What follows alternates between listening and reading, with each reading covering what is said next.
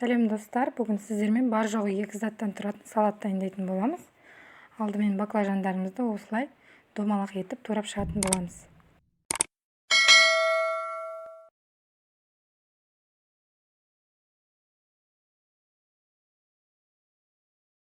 Баклажан турап алған соң жұмыртқаға аунатып, майда қуырып алатын боламыз орташа отта.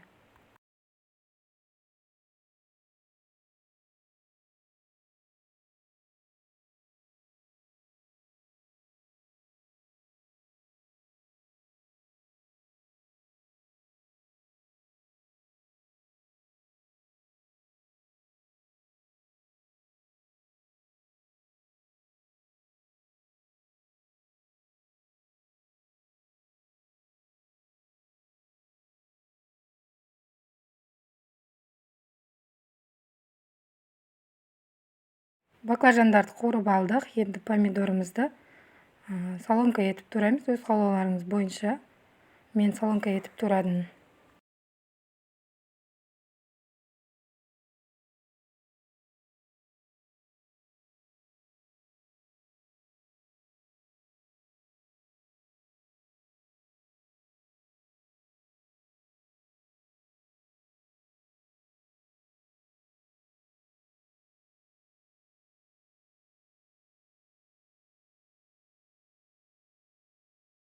Чесноктарымызды ұсақтап тураймыз.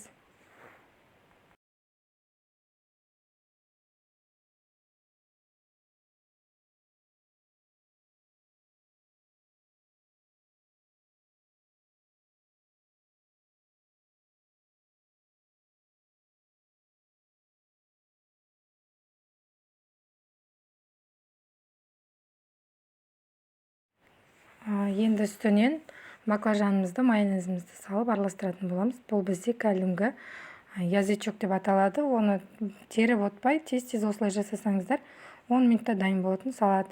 Әсіресе қонақтар келген кезде тез әрі дәмді болып шығатын салаттардың бірі.